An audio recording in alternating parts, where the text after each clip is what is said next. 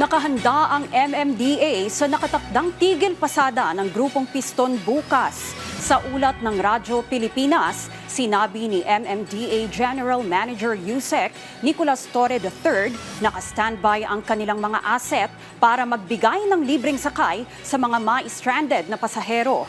Dagdag pa ng opisyal, nakikipag-ugnayan din sila sa security sector para sa posibleng epekto ng transport strike sa trapiko. Una rito, hinimok ni MMDA Chairperson Attorney Don Artes ang grupo na wag mamilit ng mga jeepney driver para sumali sa tigil pasada.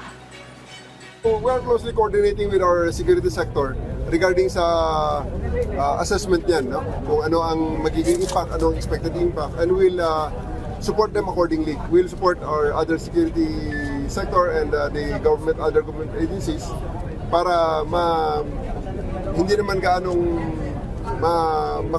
maka-impluensya or maka-impact sa ating mga commuters at ating mga kababayan ang gagawing transport strike.